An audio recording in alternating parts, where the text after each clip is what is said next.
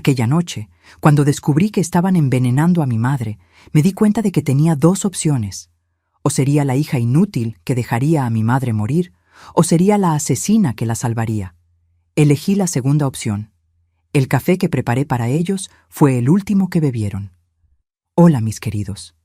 Qué bendición tenerlos aquí conmigo hoy. Mi nombre es Beatriz Gutiérrez, pero todos aquí en Tequisquiapan, Querétaro, me conocen como Doña Betty. Tengo 78 años bien vividos. Cada arruga en mi rostro cuenta una historia diferente, ¿saben? Nací en San Juan del Río, también aquí en Querétaro, pero hace más de 30 años que vivo en este pueblito acogedor que me abrazó como a una hija. Hoy en día, mi vida es bastante tranquila. Cada mañana me despierto tempranito, antes de que salga el sol. Me gusta preparar mi cafecito caliente y reflexionar sobre la vida. Mi casa es sencilla, pero llena de amor. Cada retrato cuenta un pedacito de mi vida, las personas que pasaron por ella, los momentos buenos y los malos también, que no fueron pocos. Pero antes de continuar, quería hacerles una petición especial a ustedes que me están viendo ahora. Si les está gustando mi historia, dejen su like y suscríbanse al canal, ¿eh? Así no se pierden ninguna de mis historias. Y cuéntenme aquí en los comentarios desde qué pueblito o ciudad me están viendo y a qué hora del día encontraron este video. Tempranito con el café, después de la comida o ya de noche. Yo siempre leo todos los comentarios y me pone muy feliz saber de dónde son y cuándo sacan un tiempecito de su día para escuchar las historias de esta abuelita. Cuéntenme, ¿eh? Vamos a crear una cadena de cariño. Hoy les voy a contar una historia que nunca he contado a nadie. Una historia sobre familia, sobre dolor y sobre cómo a veces necesitamos tomar decisiones que nadie debería tener que tomar. No siempre el mundo es justo con nosotros, mis queridos. A veces la justicia debe hacerse con nuestras propias manos. Ustedes van a entender lo que quiero decir. Mi historia comienza hace muchos años, cuando yo aún era joven, llena de sueños, y tuve que ver a mi madre enfermar de repente. Fue ahí cuando descubrí que no siempre las personas que deberían protegernos son aquellas que realmente nos protegen. A veces, el mal está bajo nuestro propio techo, sentado a la mesa con nosotros, sonriendo mientras planea lo peor. Nací en una casita sencilla en San Juan del Río, allá en Querétaro. Era una casa pequeña, pero llena de vida, con un patio que tenía de todo un poco. Un árbol de guayaba que daba frutos rojitos y dulces. Un jardincito de hierbas que mi madre cuidaba con cariño y hasta un gallinero con unas gallinas criollas que nos daban huevos fresquitos todas las mañanas. Mi padre, Juvenal Gutiérrez, trabajaba como albañil. Hombre honesto, de pocas palabras, pero cuando hablaba todos paraban para escuchar. Tenía manos gruesas, callosas de tanto trabajar, pero con ellas construyó nuestra casa, ladrillo por ladrillo. Mi madre, Odilia Sánchez de Gutiérrez, era ama de casa, nos cuidaba con ese modo silencioso y fuerte de las mujeres del campo. Hacía magia en la cocina con poco de todo. Sus frijoles, sazonados con chorizo y cilantro, eran los mejores de la zona. Éramos 3 hermanos, yo, la del medio, apretujada entre Jaime, 2 años mayor, y Walter, mi hermanito menor, 3 años más chico. Jaime siempre fue el preferido de papá. Aprendía rápido las cosas de hombre: pescar, arreglar, manejar herramientas. Walter era la alegría de la casa, risueño, travieso, de esos que hacen sonreír a la gente solo con mirarlos. Nuestra infancia era sencilla, pero agradable. Jugábamos a las escondidas en el terreno baldío cerca de casa. Trepábamos árboles, jugábamos con canicas. A veces, en los días de calor, íbamos al riachuelo que pasaba por la orilla del pueblo. No era gran cosa, pero para nosotros era toda una aventura. Recuerdo la sensación del agua fresca en los pies mientras intentábamos atrapar pececillos con las manos. La escuela quedaba a unos 15 minutos de casa caminando. Era una escuela pequeña, con apenas 4 salones, pero la maestra Zenaida era un amor de persona. Fue ella quien me enseñó a disfrutar de la lectura, me prestaba libros y decía que yo tenía buena cabeza para los estudios. Creo que fue la primera persona que creyó que yo podía ser más que solo la hija de don Juvenal, El albañil. Nuestra vida cambió cuando yo tenía 12 años. Mi madre, que siempre tuvo una salud de hierro, empezó a quejarse de fuertes dolores de cabeza. Al principio nadie le dio mucha importancia. Dolores de cabeza los tiene todo el mundo, ¿no? Pero entonces, una mañana de domingo, mientras lavaba los trastes del desayuno, vi cuando ella se detuvo de repente, con la mirada perdida. Su brazo izquierdo cayó flojo y la taza que sostenía se estrelló contra el suelo. Antes de que pudiera gritar pidiendo ayuda, ella se desplomó. Fue todo muy rápido. Embolia, dijo el médico del centro de salud cuando llegamos con ella aterrorizados. No había mucho que hacer en nuestro pueblito. Mandaron llevarla al hospital en Querétaro capital, pero cuando volvió a casa ya no era la misma. Quedó con el lado izquierdo del cuerpo paralizado, el habla enredada, necesitando ayuda para todo: comer, vestirse, bañarse. De un día para otro, nuestra casa se convirtió en otro lugar. Aquella mujer fuerte y activa se transformó en una persona dependiente, postrada en un cuartito en la parte trasera que mi padre arregló a las prisas. Y yo, que apenas había salido de la infancia, de repente me vi responsable de cuidarla. «Ahora vas a tener que encargarte de la casa», me dijo mi padre con aquella mirada dura que no admitía discusión. «Tu hermano mayor necesita trabajar conmigo en la obra y el menor aún es muy chico. La responsabilidad es tuya». Así, a los 12 años, mi infancia terminó. Me levantaba antes que todos, preparaba el café, armaba loncheras para papá y Jaime, le daba de comer en la boca a mamá, cambiaba las sábanas cuando ella no podía contener sus necesidades. Iba a la escuela corriendo y volvía más rápido aún, siempre con miedo de que ella necesitara algo y yo no estuviera allí. Lo peor no era el trabajo pesado, el agotamiento o tener que dejar los juegos de niña. Lo peor era ver a mi padre y a mi hermano mayor cambiando día tras día. Llegaban de la obra cansados, irritados y se desquitaban conmigo. Cualquier cosita era motivo. La comida está fría, la casa está hecha un desastre, tu madre está apestosa, no le diste un baño como se debe. Al principio lloraba a escondidas. Después aprendí a contener las lágrimas. No servía de nada llorar. Nadie estaba escuchando. Con el paso del tiempo, la situación en casa solo empeoró.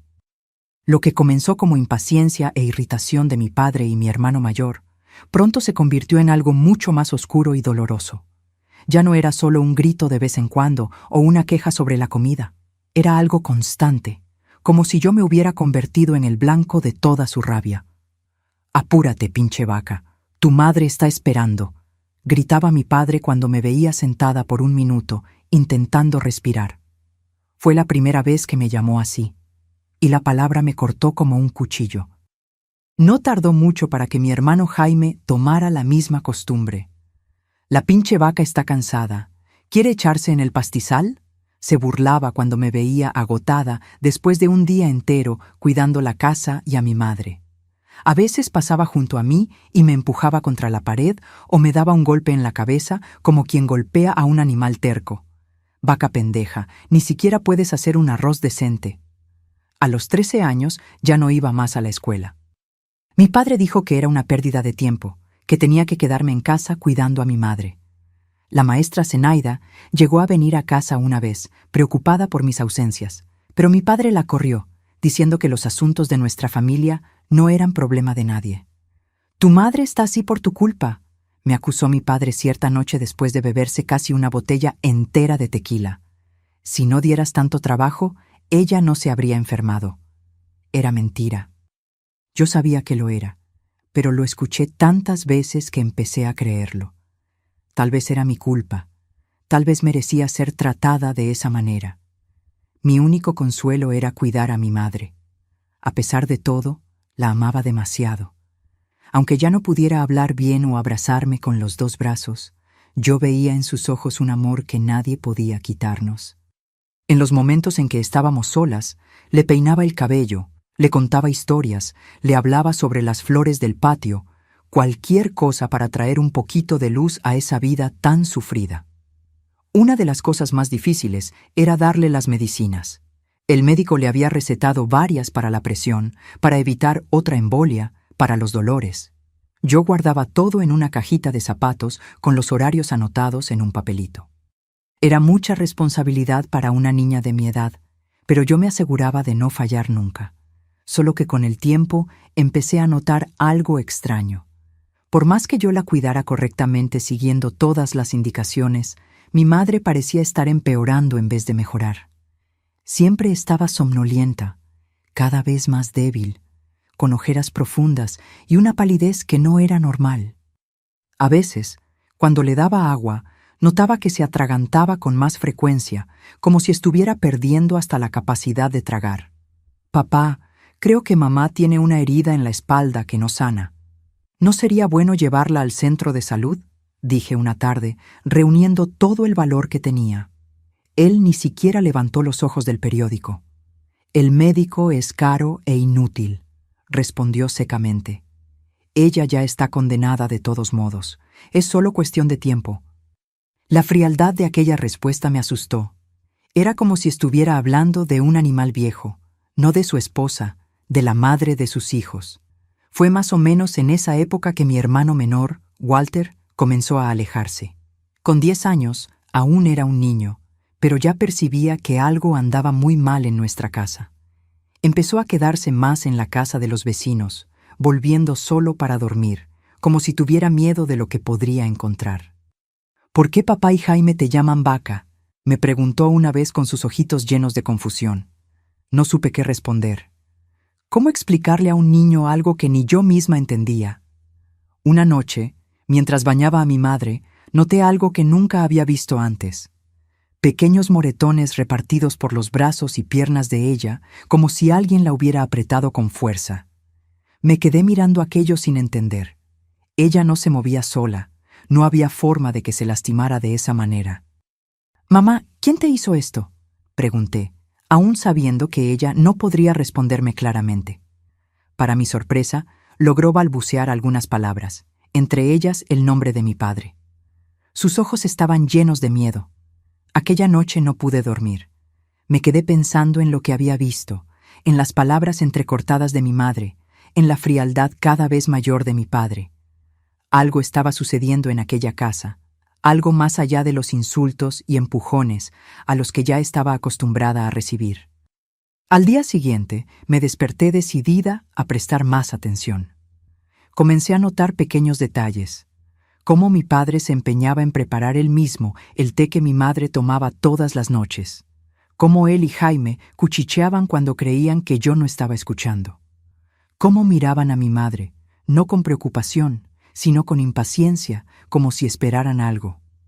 «Esta vieja no se muere nunca», oí decir a mi padre cierta tarde cuando creían que yo estaba en el patio. La frase me heló la sangre. ¿Qué estaban esperando? ¿Por qué querían que ella muriera?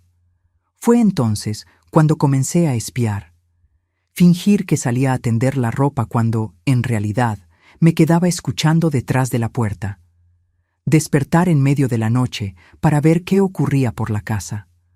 Observar cada gesto, cada mirada intercambiada entre mi padre y mi hermano.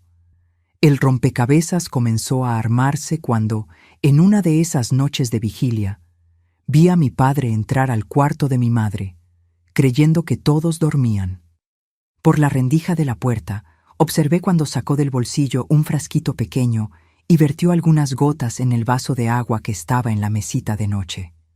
Después, con una frialdad que me aterrorizó, se quedó ahí parado, mirándola con una sonrisa en la comisura de la boca. Aquella escena lo cambió todo para mí. De repente, entendí por qué mi madre estaba empeorando en vez de mejorar. Entendí las miradas, los cuchicheos, la impaciencia. Ellos no solo me maltrataban, estaban haciendo algo mucho peor con mi madre. La cuestión era, ¿por qué? La respuesta llegó al día siguiente, cuando mi padre salió y dejó la llave de su despacho en la mesa. Nunca teníamos permiso para entrar allí. Era su territorio sagrado, pero en ese momento yo necesitaba saber la verdad. Con el corazón latiendo fuerte, entré en el cuarto y comencé a revisar los cajones. Fue en una carpeta escondida en el fondo del último cajón donde encontré lo que buscaba. Una póliza de seguro de vida a nombre de mi madre, con una cantidad que para nosotros era una fortuna. Al lado, varios frasquitos de medicinas que yo nunca había visto antes, sin etiqueta ni prospecto, escondidos en una caja de herramientas vieja. En ese momento, la verdad me golpeó como un puño. Mi padre y mi hermano no solo estaban esperando que mi madre muriera, estaban ayudando a que eso sucediera lentamente, gota a gota, día tras día. Y yo, sin saberlo, estaba siendo cómplice, dándole a ella los medicamentos que ellos cambiaban, el té que ellos preparaban. Volví al cuarto de ella con el corazón pesado. Miré a aquella mujer frágil en la cama y lloré como nunca había llorado antes. ¿Cómo podían hacerle esto? ¿Cómo podían ser tan crueles, tan inhumanos? «Te voy a salvar, mamá», susurré, sosteniendo su mano. «Te lo juro». «¿Pero cómo? ¿Cómo una niña de 13 años podía luchar contra 2 hombres adultos, uno de ellos su propio padre? ¿Cómo podría probar lo que estaban haciendo? ¿Quién me creería? La vaca, la niña que ni siquiera iba a la escuela». Fue esa noche cuando algo dentro de mí cambió para siempre. La niña asustada dio lugar a alguien más fuerte, más determinado, alguien que ya no tenía miedo, alguien que estaba listo para hacer lo que fuera necesario. Los días que siguieron fueron los más difíciles de mi vida. Ahora que sabía la verdad, cada segundo en aquella casa era como pisar en un campo minado. Tenía que fingir que no sabía nada, seguir cuidando a mi madre, obedecer las órdenes de mi padre y de mi hermano, mientras por dentro mi corazón estaba hecho pedazos. Lo peor era darle los medicamentos a mi madre. Ahora estaba segura de que muchos de ellos no eran lo que deberían ser. Comencé a hacer pequeños sabotajes. Tiraba algunas pastillas cuando nadie estaba mirando. Diluía el té de la noche con más agua de lo normal. Fingía darle los medicamentos, pero los escondía debajo de la almohada. En apenas una semana noté pequeñas mejorías. Mi madre parecía más alerta, menos somnolienta. Sus ojos recuperaron un poco del brillo, pero eso también significaba peligro. Si mi padre y mi hermano se daban cuenta, sabrían que algo estaba mal. Los abusos físicos empeoraron en ese periodo. Era como si sintieran que yo estaba resistiendo de alguna forma, aunque no supieran exactamente cómo.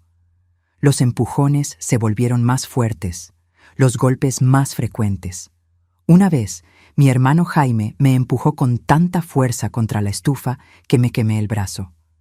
Tuve que morderme el labio para no gritar de dolor. «Pon atención en lo que estás haciendo, pinche vaca inútil», gritó, sin mostrar ningún remordimiento al ver la marca roja que se formaba en mi piel. «Si la comida se quema otra vez, vas a recibir una verdadera paliza». Las amenazas se volvieron rutina. Mi padre llegaba a casa y lo primero que hacía era buscar algo para reclamar. Un rincón con polvo, una mancha en el suelo, cualquier cosa servía de pretexto. «Una inútil, eso es lo que eres», decía entre tragos de tequila. «Ni siquiera sirves para cuidar bien a tu madre, está empeorando cada día». Yo sabía que era exactamente lo contrario. Ella estaba mejorando precisamente porque yo estaba impidiendo que la envenenaran.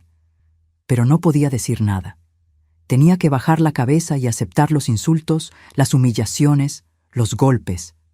Cada marca en mi cuerpo era un recordatorio de lo que estaba luchando por evitar. Mi hermano menor, Walter, comenzaba a entender lo que estaba pasando.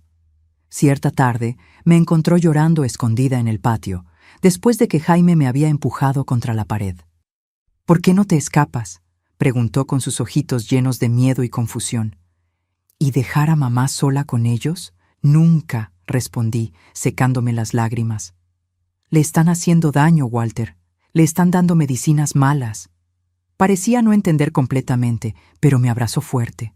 Fue el único abrazo que recibí en aquellos días oscuros. Le pedí que no contara a nadie sobre nuestra conversación. Si mi padre o Jaime se enteraban, las consecuencias serían terribles. Una noche, mientras lavaba los platos de la cena, oí a mi padre y a mi hermano conversando en su cuarto. Me acerqué en silencio, conteniendo la respiración para escuchar mejor. No se está muriendo lo suficientemente rápido, se quejaba mi padre, con la voz alterada por la bebida. Ya hace más de un año y esta mujer no da el último suspiro. Tal vez necesitemos aumentar la dosis, sugirió Jaime con una frialdad que me heló hasta los huesos. O intentar otro método. Es demasiado arriesgado, respondió mi padre. Tiene que parecer natural, si no el seguro no paga. Pero estoy cansado de esperar. Quiero el dinero ya. ¿Y la vaca?, preguntó mi hermano, refiriéndose a mí. Sentí un nudo en la garganta al escuchar aquel apodo odioso. Está sospechando. El otro día la sorprendí mirando las medicinas con cara rara. Hubo un momento de silencio antes de que mi padre respondiera. Después de que su madre muera y recibamos el dinero, nos encargamos de ella también. La mandamos lejos o la internamos en algún lugar. Es demasiado pendeja para arreglársela sola. Aquellas palabras me golpearon como un puño en el estómago. No bastaba con matar a mi madre. Después sería mi turno. Me veían como un problema a eliminar, un obstáculo en su camino hacia el dinero del seguro. Volví a la cocina con el corazón acelerado, las manos temblando tanto que dejé caer un vaso que se estrelló contra el suelo. El ruido atrajo a mi padre y a mi hermano, que vinieron corriendo a ver qué había pasado. «¿Qué fue eso, torpe?», gritó mi padre, agarrándome del brazo con tanta fuerza que dejó marcas. «¿Ni siquiera puedes sostener un vaso correctamente?». «Fue sin querer», murmuré con los ojos bajos, tratando de no mostrar el terror que sentía por dentro. Se me resbaló de la mano. «Por eso te llamamos vaca», dijo Jaime con una sonrisita maliciosa. «Las vacas no tienen manos, tienen pezuñas, y las pezuñas no sostienen vasos». Los dos rieron como si fuera el chiste más gracioso del mundo. Yo me quedé ahí inmóvil, sintiendo un odio creciendo dentro de mí, un odio que nunca antes había sentido. En ese momento supe que necesitaba hacer algo. Ya no podía solo defenderme o tratar de proteger a mi madre discretamente. Necesitaba un plan definitivo. La noche siguiente, fingí estar dormida cuando mi padre fue al cuarto de mi madre a hacer el ritual de siempre. Algunas gotas en el vaso de agua.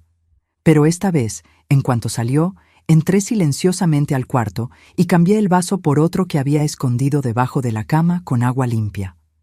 Guardé el vaso con el agua envenenada en un lugar seguro, envuelto en un trapo dentro de una lata vieja en el fondo del patio.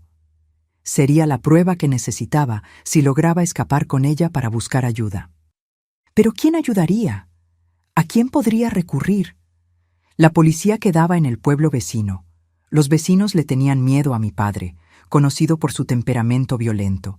La maestra Zenaida ya no aparecía desde que mi padre la había echado de casa. Fue cuando me acordé de la enfermera Celia, que cuidó a mi madre en el centro de salud justo después de la embolia. Ella siempre fue amable con nosotras, siempre preguntaba cómo estábamos. Tal vez ella podría ayudar. Tal vez podría examinar a mi madre y confirmar mis sospechas. El problema era cómo llegar hasta ella sin que mi padre o mi hermano se enteraran. Yo nunca salía de casa sola. Siempre uno de ellos me acompañaba como una sombra, fingiendo que era protección, pero en realidad era vigilancia. Una mañana, mientras servía el café, tomé valor y me arriesgué. «Papá, creo que mamá tiene una herida en la espalda que no sana. ¿No sería bueno llevarla al centro de salud?». Me miró con desconfianza, pero pude ver que la idea le preocupaba. Una herida que no sanaba podría convertirse en algo más grave, algo que despertaría sospechas. «Yo la llevo», dijo finalmente, después de pensarlo un poco. «Tú te quedas y arreglas bien la casa que está hecha un chiquero». Esa era mi oportunidad.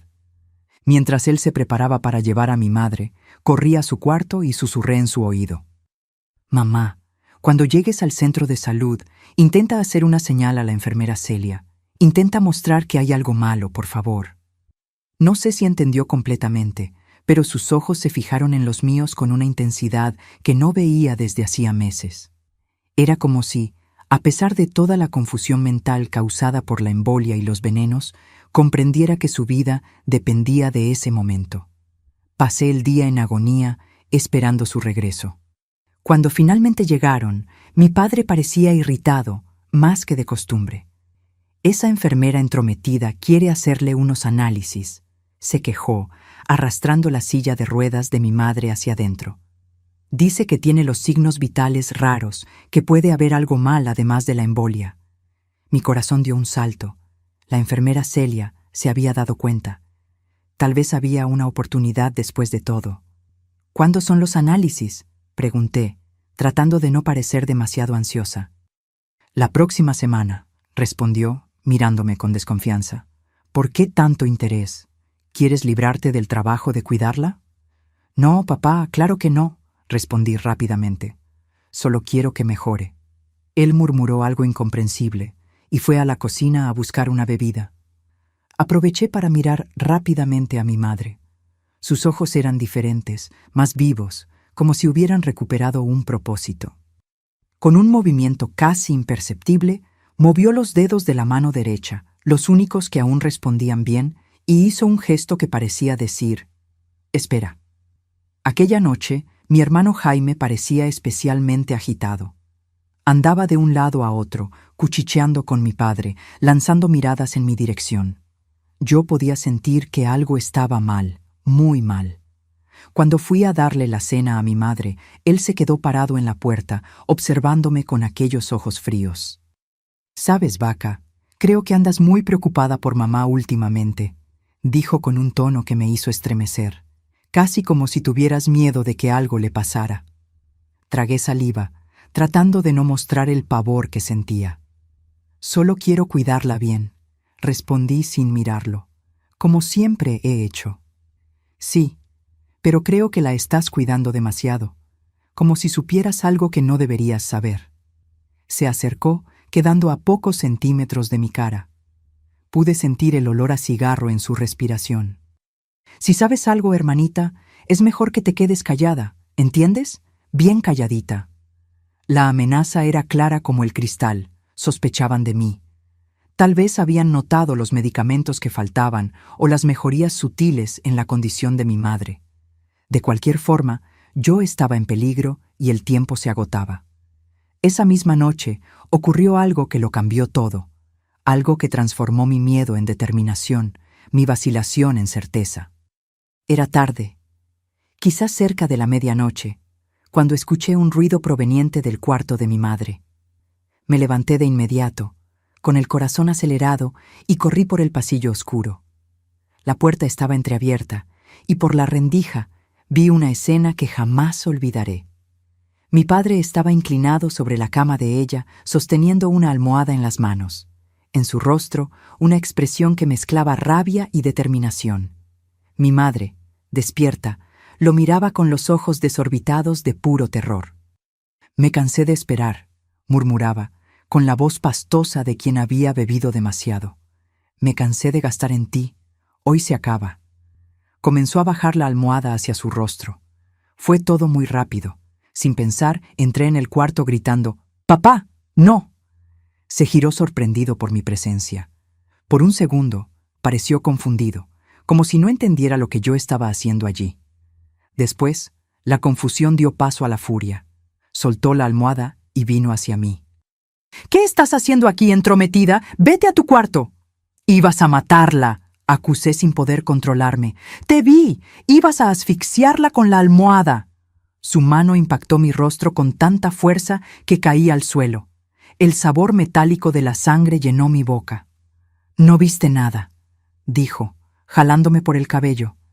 «Y si le cuentas a alguien esa historia loca, nadie te va a creer. Van a pensar que son cosas de tu cabeza de niña pendeja». Me arrastró por el pasillo hasta mi cuarto y me tiró en la cama. «Quédate ahí y no salgas hasta mañana. Y si oigo un ruido, te vas a arrepentir». Cerró la puerta con llave desde fuera, dejándome en pánico. Corrí hacia la ventana, pero tenía rejas, una protección que él había instalado hacía años, supuestamente para evitar ladrones. Pasé la noche en vela, llorando en silencio, desesperada por no poder proteger a mi madre. A cada minuto, imaginaba lo que podría estar sucediendo en su cuarto. ¿Habría vuelto para terminar lo que empezó? ¿Ella todavía estaría viva? Cuando salió el sol, oí la llave girando en la cerradura. Era mi hermano Jaime. Papá quiere que vayas a la cocina ahora. Me levanté temblorosa, con la cara aún adolorida por el golpe. Antes de salir, pregunté, ¿cómo está mamá? Se encogió de hombros, indiferente. Viva, desafortunadamente. Aquella palabra, desafortunadamente, fue como una puñalada en mi corazón. Realmente querían que muriera. No era paranoia mía, no era exageración, era la pura verdad. En la cocina, mi padre estaba sentado a la mesa tomando café negro. Parecía tranquilo, como si nada hubiera pasado la noche anterior. «Siéntate», ordenó, señalando la silla frente a él. Obedecí, sintiendo mis piernas débiles. «Tu madre se cayó de la cama anoche», dijo mirándome fijamente. «Yo estaba intentando ponerla de vuelta cuando entraste como loca, gritando tonterías, ¿entiendes?» Entendí en ese momento que estaba construyendo una nueva versión de la historia. Una versión en la que yo era la loca, la problemática, la mentirosa. «No fue lo que vi», respondí, reuniendo todo el valor que me quedaba. Su expresión se endureció. «Tú viste lo que yo estoy diciendo que viste, y si alguien pregunta, ¿es eso lo que vas a contar? O si no...» Dejó la frase en el aire, pero la amenaza era clara. «Los análisis de tu madre fueron cancelados», continuó, bebiendo su café tranquilamente. «Llamé al centro de salud y dije que está mejor, que ya no los necesita». Mi corazón se hundió. Era la única esperanza que tenía, que alguien de fuera, alguien con autoridad médica, se diera cuenta de lo que estaba pasando. «Y antes de que tengas otras ideas locas», añadió, «debes saber que le conté a la gente del centro de salud que andas muy nerviosa imaginando cosas. Les dije que estamos preocupados por tu cabeza. Estuvieron de acuerdo en que tal vez sería bueno que consultes con un especialista». Su plan era perfecto. Si intentaba denunciarlo, sería su palabra contra la mía. Y él ya había plantado la semilla de que yo era inestable, imaginativa, quizás hasta loca. ¿Quién creería en una niña de 13 años contra un hombre adulto, respetado en la comunidad? Ese día me permitieron ver a mi madre solo por algunos minutos, siempre con mi padre o Jaime en el cuarto. Ella parecía más débil que nunca. Los ojos semicerrados, la respiración superficial. Cuando intenté sostener su mano, noté nuevas marcas moradas en su muñeca. Por la noche, oí a mi padre y Jaime conversando nuevamente, esta vez en la cocina. «No podemos esperar más», decía mi padre. «Esa enfermera ya está sospechando y la pinche vaca de tu hermana casi arruina todo anoche». «¿Qué quieres hacer?», preguntó Jaime en voz baja, pero animada, como si estuvieran planeando una aventura y no un asesinato. «Mañana es sábado. Vamos a tomar unos tragos, como siempre, pero esta vez vamos a hacer que parezca que tu madre tuvo otra embolia durante la noche. Natural, como el médico dijo que podría suceder». Mi sangre se heló. Estaban planeando matarla la noche siguiente y yo sería la próxima. Pasé aquella noche en un estado de desesperación que jamás había sentido. Estaba atrapada en una casa con asesinos, sin tener cómo pedir ayuda, sin tener a dónde huir. No podía salvar a mi madre. No podía salvarme a mí misma. Fue en ese momento más oscuro que un recuerdo surgió en mi mente. Una historia que mi madre contó antes de enfermarse, sobre cómo su abuela, allá en el campo de Querétaro, conocía las propiedades de las plantas. Cómo algunas curaban, otras aliviaban dolores, y algunas podían ser peligrosas si se usaban de la forma equivocada. Hasta las hierbas más bonitas pueden ser veneno en las manos correctas, decía. ¿Veneno? La palabra resonó en mi mente como una campana. Miré por la ventana, hacia el patio donde crecían las hierbas que a mi madre tanto le gustaba cuidar. Algunas aún sobrevivían, incluso con mis cuidados torpes. Entre ellas, algunas que ella me había enseñado a nunca tocar, nunca usar en la comida. Una idea terrible empezó a formarse en mi cabeza. Una idea que iba contra todo lo que yo creía, todo lo que mi madre me había enseñado sobre el respeto a la vida. Pero, ¿qué más podía hacer? Iban a matarla. Después sería mi turno. Nadie nos ayudaría. Nadie me creería. Mi cabeza daba vueltas con pensamientos contradictorios. Una parte de mí gritaba que estaba mal, que no podía rebajarme a su nivel. Otra parte, más pragmática, más desesperada, insistía en que era la única salida. Es legítima defensa, susurré para mí misma, las lágrimas corriendo por mi rostro. Es para salvar a mamá, para salvarme a mí misma. Cerré los ojos y vi el rostro de mi madre antes de la embolia, sonriente, lleno de vida, lleno de amor. Recordé las historias que contaba, las canciones que cantaba para hacerme dormir. Recordé cómo siempre decía que yo era especial, que era fuerte, que un día haría cosas importantes. Abrí los ojos con una nueva resolución. No dejaría que la mataran como a un animal. No dejaría que me trataran como basura después. Si ellos querían usar veneno, yo les mostraría lo que era veneno de verdad. A la mañana siguiente, me levanté temprano, antes que todos. Fui al patio y con manos temblorosas recogí algunas hojas de aquella planta que mi madre siempre advertía evitar. No muchas, solo las suficientes. Las guardé envueltas en un pedazo de tela, escondidas en el bolsillo de mi delantal. Durante el día, actué normalmente o lo más normal posible en las circunstancias. Cuidé a mi madre, limpié la casa, preparé las comidas. Mi padre y Jaime parecían de buen humor, intercambiando miradas cómplices cuando creían que no los estaba viendo. Por la noche, como siempre hacían los sábados, se sentaron en el portal con una botella de tequila, hablando alto, riendo de chistes groseros. De vez en cuando, uno de ellos entraba para verificar si yo estaba cuidando bien a mi madre. «Voy a preparar un café fuerte para ustedes», ofrecí cuando la botella estaba por la mitad. «Está refrescando, les hará bien». Mi padre asintió sin prestarme mucha atención. Jaime apenas murmuró algo que interpreté como acuerdo. En la cocina, con las manos temblando tanto que apenas podía sostener la cafetera, preparé el café más fuerte que jamás había hecho.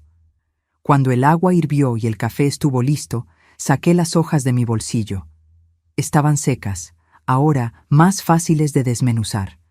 Las puse en el fondo de sus tazas y las cubrí con el café oscuro. El olor fuerte de la bebida enmascararía cualquier otro aroma. Por un momento, dudé. Lo que estaba a punto de hacer cambiaría todo para siempre. No había vuelta atrás. Una vez hecho, cargaría con eso por el resto de mi vida. Pero entonces oí sus risas en el portal, aquellas risas crueles que conocía tan bien. Y recordé la almohada en las manos de mi padre, las marcas moradas en el cuerpo de mi madre, las amenazas, los insultos, las humillaciones. Recordé que para ellos no éramos personas, éramos solo obstáculos en el camino hacia el dinero del seguro. «Papá, Jaime, el café está listo», llamé, llevando las tazas al portal.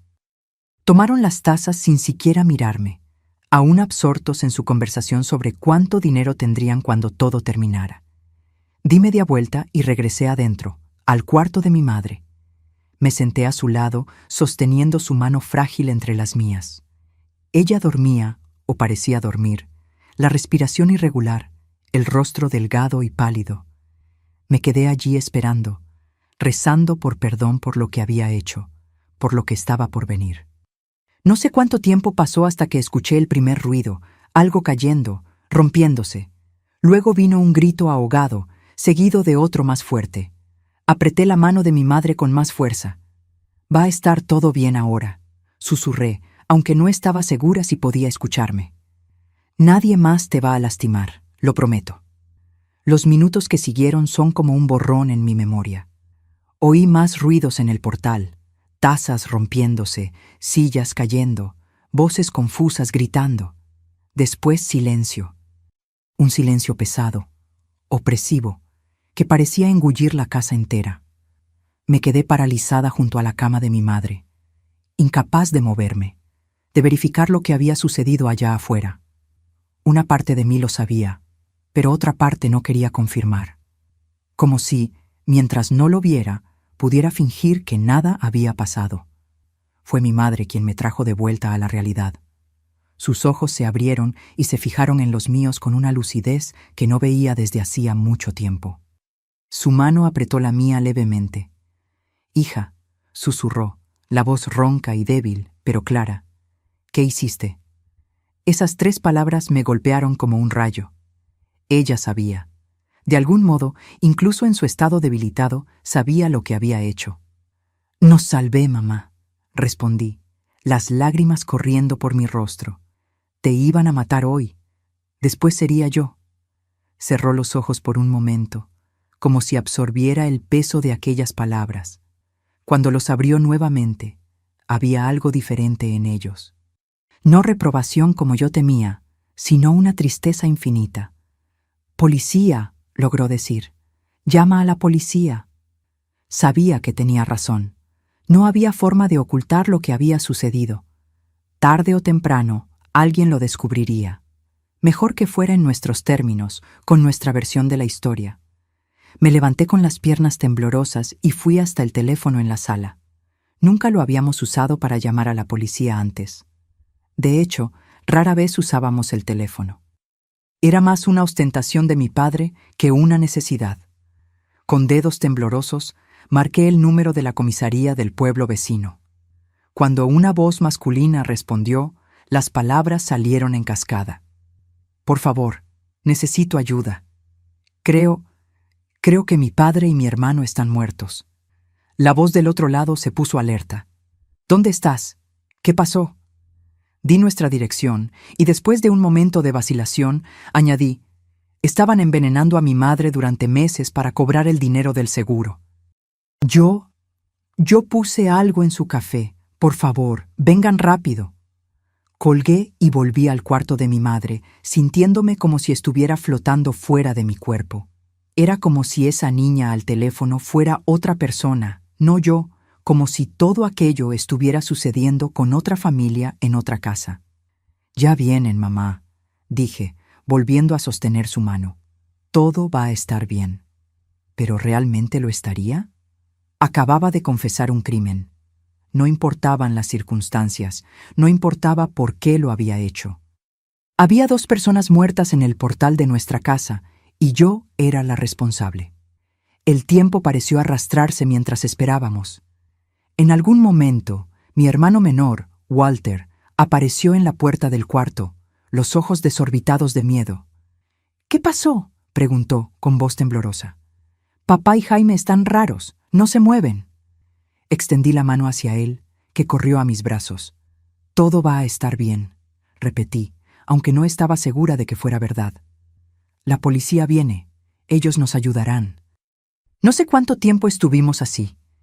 Yo, mi madre y Walter, cuando oímos las sirenas a lo lejos. Pronto la casa estaba llena de policías y paramédicos. Unos fueron directamente al portal, otros vinieron a revisar a mi madre. Nos separaron de mi hermano, llevando a cada uno a un rincón diferente para hacer preguntas. El policía que habló conmigo era un hombre de mediana edad, con ojos cansados, pero amables. Se presentó como comandante Ignacio. «Cuéntame lo que pasó aquí, niña», pidió, sentándose a mi lado en la cocina. «Desde el principio». Y así lo hice. Conté todo. La embolia de mi madre, los maltratos, las sospechas de envenenamiento, el descubrimiento de la póliza de seguro, el intento de mi padre de asfixiarla con la almohada, el plan de ellos para aquella noche y, finalmente, lo que yo había hecho. «Sé que hice algo terrible», concluí, mirando mis manos temblorosas. «Sé que voy a ir a la cárcel, pero tenía que salvar a mi madre. No había nadie más para ayudar». El comandante guardó silencio por un largo momento, observándome. «Quiero que me muestres dónde encontraste la póliza de seguro y los medicamentos», dijo finalmente. Lo llevé al despacho de mi padre. Señalé el cajón donde había encontrado los documentos. Para mi sorpresa, todo seguía allí. La póliza, los frasquitos sospechosos, incluso anotaciones de mi padre sobre dosis. «¿Y dices que guardaste una muestra del agua envenenada que tu padre le daba a tu madre?», preguntó. Asentí y lo llevé al fondo del patio, donde desenterré la lata con el vaso cuidadosamente envuelto. El comandante llamó a otro policía, que puso el vaso en una bolsa de plástico, la etiquetó y guardó. Cuando volvimos adentro, los paramédicos ya estaban llevando a mi madre en una camilla. Corrí hacia ella en pánico. ¿A dónde la llevan?, pregunté, agarrando su mano. Al hospital en Querétaro, respondió uno de los paramédicos. Necesita atención urgente. Mi madre apretó mi mano con una fuerza sorprendente. Va a estar bien, logró decir, con los ojos fijos en los míos. Después miró al comandante que estaba a mi lado. Ella salvó mi vida. Las palabras salieron con dificultad, pero eran lo suficientemente claras. El comandante asintió gravemente. Vamos a cuidar de ella, señora. Puede estar tranquila. Cuando se llevaron a mi madre, sentí como si estuvieran arrancando una parte de mí. Walter estaba en un rincón de la sala, siendo consolado por una policía mujer. Parecía tan pequeño, tan perdido. ¿Y mi hermano?, pregunté al comandante. ¿Qué va a pasar con él? Vamos a encontrar parientes que puedan quedarse con él por ahora, respondió. ¿Tienes algún tío, tía, abuela? Pensé en la familia de mi madre, a quienes no veíamos desde hacía años porque mi padre no lo permitía. Mamá tiene una hermana en León, tía Ivonne. Nos quería mucho. El comandante anotó el nombre y prometió que intentarían localizarla. Entonces vino la parte que más temía. Beatriz, dijo el comandante, usando mi nombre por primera vez. Tienes que venir con nosotros a la comisaría. Asentí, ya esperando eso. Estaba lista para enfrentar las consecuencias de lo que había hecho. Antes de salir, pedí despedirme de mi hermano. Te van a llevar a casa de tía Ivonne, expliqué abrazándolo fuerte. Ella es buena, va a cuidarte bien. ¿Y tú? ¿Y mamá?, preguntó, con los ojos llenos de lágrimas. Mamá va al hospital para mejorar y yo tengo que ir con los policías por un tiempo. ¿Vas a volver?, insistió, sosteniendo mi mano con fuerza. No tuve el valor de decir la verdad, que probablemente yo no volvería, al menos no por muchos años. Algún día, respondí, besando su frente. Cuida a mamá por mí, ¿sí? En la comisaría pasé horas respondiendo preguntas, repitiendo mi historia varias veces para diferentes policías. Después me llevaron a una sala pequeña con una cama donde pasé la noche. A la mañana siguiente, el comandante Ignacio volvió con noticias. Tu madre está estable en el hospital, informó. Los médicos le hicieron análisis y encontraron altas dosis de medicamentos en su sangre, algunos que ni siquiera deberían estar allí. Esto confirma tu historia sobre el envenenamiento. Sentí un alivio inmenso al saber que mi madre estaba viva y siendo bien atendida. Y hay más, continuó. Encontramos un diario de tu hermano Jaime. Escribía sobre los planes para matar a tu madre, sobre cómo ustedes dos eran una molestia. Es bastante perturbador. El comandante parecía genuinamente conmocionado con lo que había leído. Localizamos a tu tía Ivonne, añadió. Ya vino a buscar a tu hermano Walter y dijo que va a acompañar a tu madre en el hospital. Por fin, una buena noticia. Al menos estarían juntos. ¿Y yo?, pregunté, ya sabiendo la respuesta. El comandante suspiró profundamente. Es complicado, Beatriz. Cometiste un crimen grave, no hay cómo negarlo, pero las circunstancias son excepcionales. Me explicó que, por ser menor de edad, no sería juzgada como adulta. Sería enviada a un juez de menores que decidiría mi destino. Podría ser internada en una institución para menores infractores o, con suerte, puesta bajo algún tipo de libertad vigilada. Voy a hablar con el juez personalmente, prometió el comandante. Le contaré lo que vi en aquella casa, lo que descubrimos sobre tu padre y tu hermano. No puedo prometer nada, pero creo que tomará todo esto en cuenta. En las semanas que siguieron, estuve en una institución para menores, esperando la decisión del juez. Mi tía Ivonne vino a visitarme algunas veces, trayendo noticias de mi madre. Estaba mejorando poco a poco después de que dejaron de darle los medicamentos equivocados.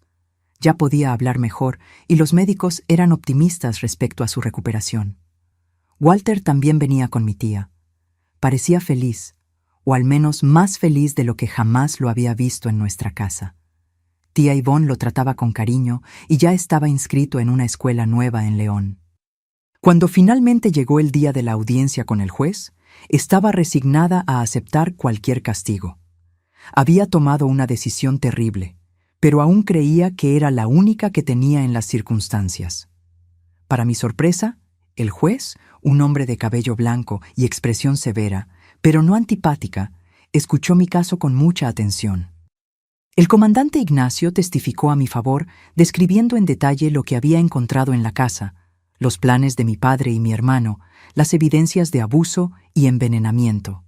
Mi madre, aún débil pero capaz de hablar, también testificó por videoconferencia desde el hospital. Confirmó los años de abuso que había sufrido a manos de mi padre, cómo él la trataba como un objeto, no como una esposa. Y lo más importante, confirmó que después de la embolia se daba cuenta de que estaba siendo envenenada, pero no tenía fuerzas para pedir ayuda. Mi hija salvó mi vida, dijo, con la voz entrecortada. Hizo lo que yo no podía hacer por mí misma. Al final de la audiencia, el juez se retiró para deliberar. Cuando volvió, su decisión me tomó completamente por sorpresa. Beatriz Gutiérrez, comenzó. Lo que hiciste fue extremadamente grave. Quitar una vida, y más aún dos, es un acto que nunca puede tomarse a la ligera. Bajé la cabeza, preparándome para lo peor. Sin embargo, continuó. Después de analizar todas las evidencias, los informes médicos, los testimonios, incluidos los del comandante Ignacio y el de tu madre, entiendo que estabas en una situación de peligro inminente. Tú y tu madre estaban bajo amenaza constante y había un plan concreto para matarla esa noche. Hizo una pausa, mirándome directamente. Considerando todos estos factores, no voy a determinar tu internamiento en una institución para menores infractores. En su lugar, estarás bajo libertad asistida por 3 años, con acompañamiento psicológico obligatorio y visitas regulares a un trabajador social. No podía creer lo que estaba oyendo. Miré al comandante Ignacio, que sonreía discretamente. Podrás ir a vivir con tu tía Ivonne en León, junto con tu madre, cuando reciba el alta del hospital, y tu hermano Walter, continuó el juez. Pero debes entender que lo que hiciste estuvo mal, independientemente de las circunstancias. La justicia no debe hacerse con las propias manos, incluso en situaciones desesperadas. Entiendo, su señoría, respondí, con la voz entrecortada por la emoción. Y acepto cualquier condición. Hay una cosa más, añadió. Cuando tu madre esté plenamente recuperada, la póliza de seguro se pagará a ella, ya que era la beneficiaria legal. Tu padre había intentado cambiar esto, pero no tuvo tiempo de concluir el proceso. Esa noticia me dejó aturdida. El dinero por el cual mi padre y mi hermano estaban dispuestos a matar ahora ayudaría a mi madre a recomenzar su vida. Había una justicia poética en eso que no pasó desapercibida. Ese mismo día salí de la institución con mi tía Ivonne. Fuimos directamente al hospital a ver a mi madre, que lloró al abrazarme. Estaba diferente, aún débil, aún con secuelas de la embolia, pero había una luz en sus ojos que no veía desde hacía mucho tiempo. Una luz de quien finalmente estaba libre. La recuperación de mi madre fue lenta, pero constante. Después de 3 meses en el hospital, finalmente recibió el alta y vino a vivir con nosotros en la casa de tía Ivonne en León. Con el dinero del seguro, compramos una casa pequeña, más cómoda en Tequisquiapan, un pueblito tranquilo de Querétaro, donde nadie nos conocía, donde podríamos recomenzar sin el peso del pasado persiguiéndonos. Los 3 años de libertad asistida fueron difíciles. Tenía pesadillas frecuentes. Me culpaba por lo que había hecho, por más que la psicóloga que me acompañaba tratara de mostrarme que había actuado en un momento de desesperación extrema.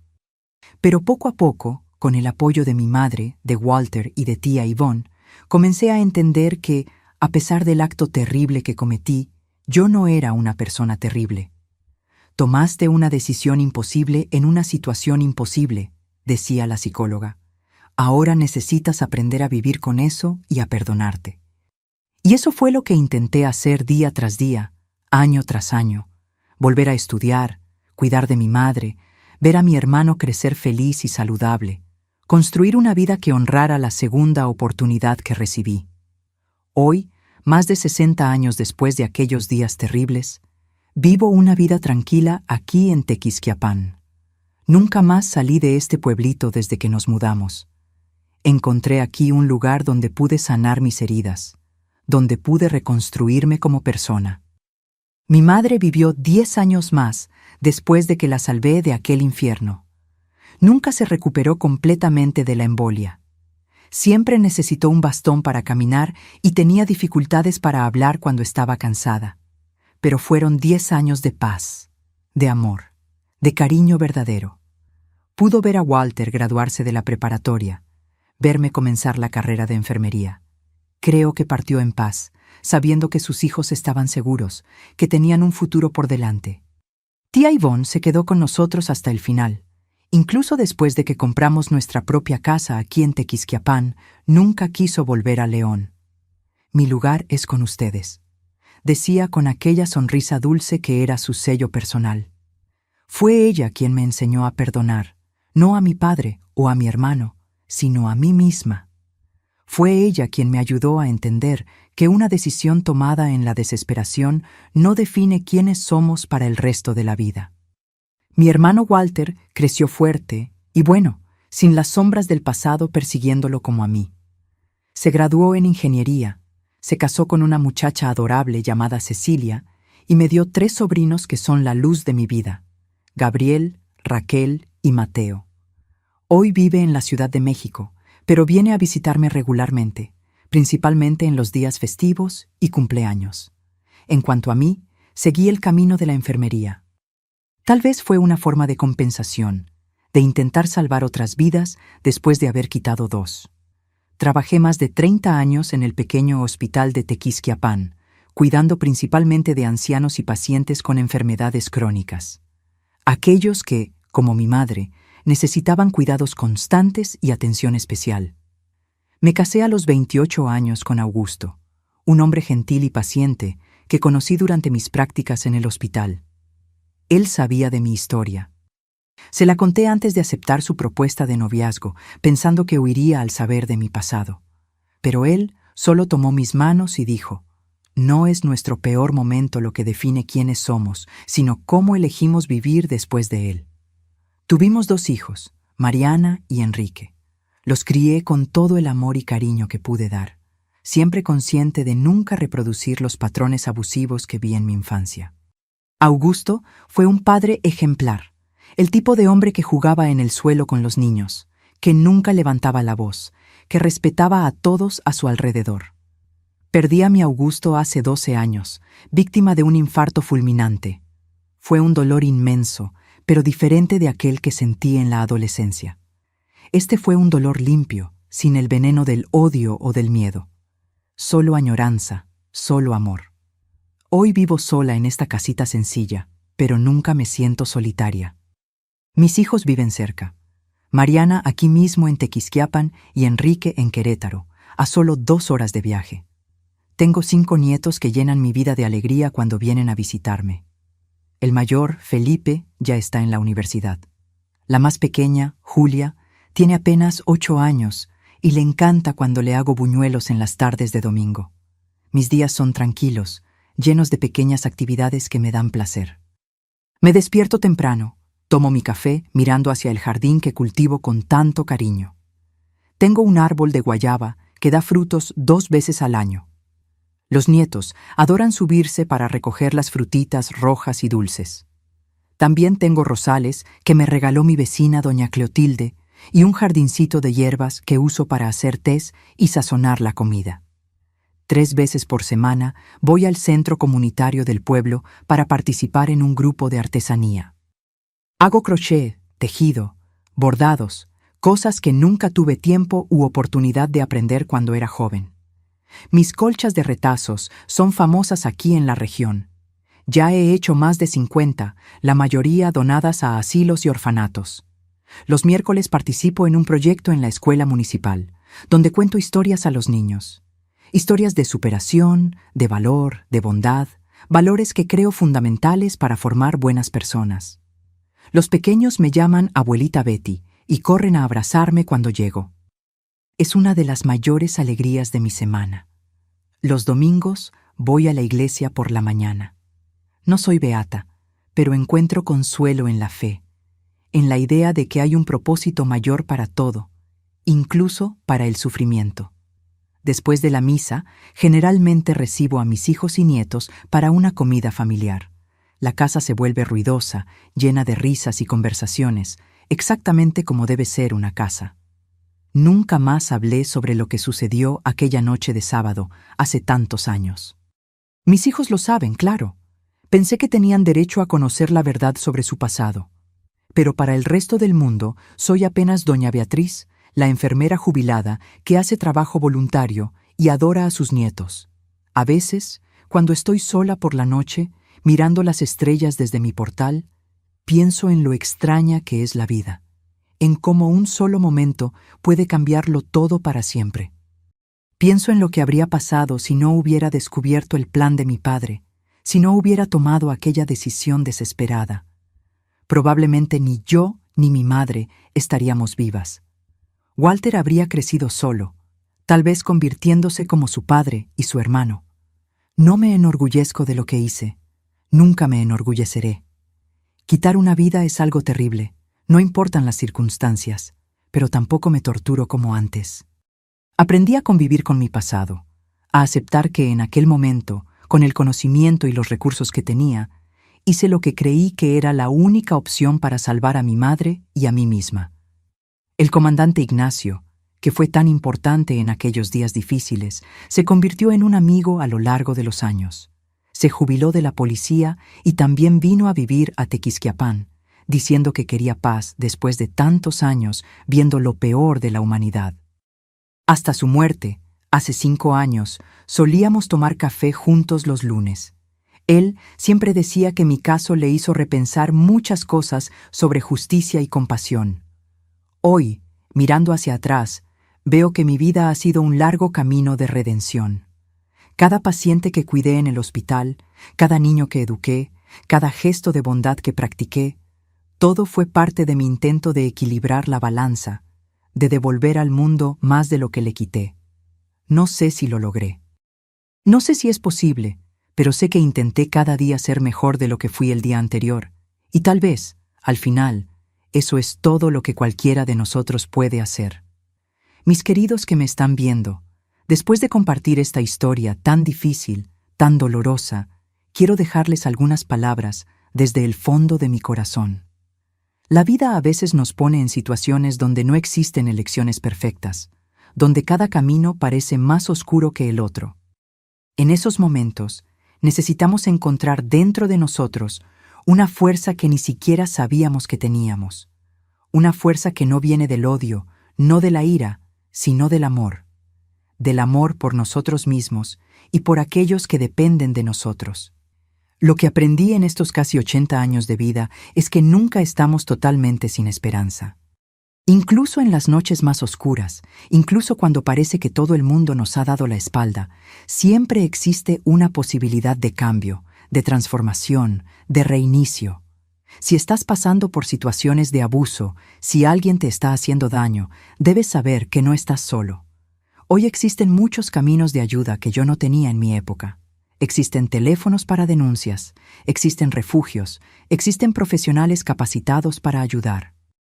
Nunca creas cuando te dicen que mereces el sufrimiento, que eres menos que los demás, que no tienes valor.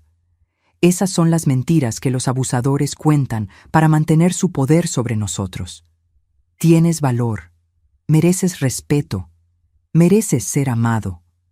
Muchas veces nos sentimos atrapados en situaciones imposibles. Parece que no hay salida, que vamos a sufrir para siempre. Pero yo estoy aquí, del otro lado de ese viaje, para decirte que eso no es verdad. Siempre existe un mañana diferente. Siempre existe la posibilidad de sanar. Cuando miro hacia atrás y veo a aquella niña de 13 años desesperada, sin saber a dónde correr, siento una compasión inmensa. Quisiera poder abrazarla y decirle que, a pesar de todo, sobrevivirá. Más que sobrevivir, construirá una vida buena, una familia amorosa, ayudará a otras personas. El miedo puede paralizarnos, pero también puede darnos alas cuando necesitamos huir del peligro. El dolor puede destruirnos, pero también puede enseñarnos sobre compasión y empatía. El odio puede consumir nuestra alma, pero el perdón, principalmente el autoperdón, puede liberarla. No estás definido por tus peores momentos, por tus decisiones más desesperadas. Estás definido por cómo eliges vivir después de ellos, por cómo eliges reconstruir, resignificar, renacer. En mi largo camino, aprendí que cargar con la culpa no ayuda a nadie, ni a nosotros mismos, ni a aquellos a quienes herimos, ni a aquellos que amamos. Lo que ayuda es transformar esa culpa en acción positiva, en cuidado, en servicio al prójimo. También aprendí que el silencio es el mayor aliado de la violencia. Cuando callamos, cuando escondemos, cuando fingimos que todo está bien cuando no lo está, damos más poder al abuso. Por eso, hoy hablo. Por eso hoy comparto mi historia, para que otras personas sepan que no están solas, que hay un camino más allá de la oscuridad. Cada vida que toca la nuestra tiene un propósito. Cada persona que cruzó mi camino, incluso aquellas que me hirieron, me enseñó algo importante, y elijo quedarme con las lecciones, no con el rencor. Si hay una cosa que el tiempo me enseñó, es que somos más fuertes de lo que imaginamos. Dentro de cada uno de nosotros existe una capacidad de sobrevivir, de adaptarnos, de reconstruir, que es casi milagrosa. Mis queridos amigos que han visto hasta aquí, les pido que me ayuden a difundir este mensaje de esperanza. Si les gustó mi testimonio, por favor, dejen su like y suscríbanse al canal. Es muy importante para que historias como la mía puedan llegar a más personas que necesitan oír que existe vida más allá del dolor, que existe sanación, que existe redención. Y dejen en los comentarios la palabra sobreviviente para que yo sepa que vieron hasta el final, que escucharon mi historia completa. Háganlo ahora. No esperen ni un minuto más. Cada persona que ayuden a conocer esta historia puede ser alguien que necesita desesperadamente esperanza en este momento. Recuerden siempre, no importa cuán profunda sea la oscuridad, siempre existe una luz al final. A veces esa luz somos nosotros mismos, brillando de dentro hacia afuera, iluminando nuestro propio camino cuando nadie más puede hacerlo. Que Dios bendiga a cada uno de ustedes y que nunca jamás pierdan la fe en la posibilidad de días mejores. Esa fe me mantuvo viva en mis momentos más oscuros y puede hacer lo mismo por ustedes.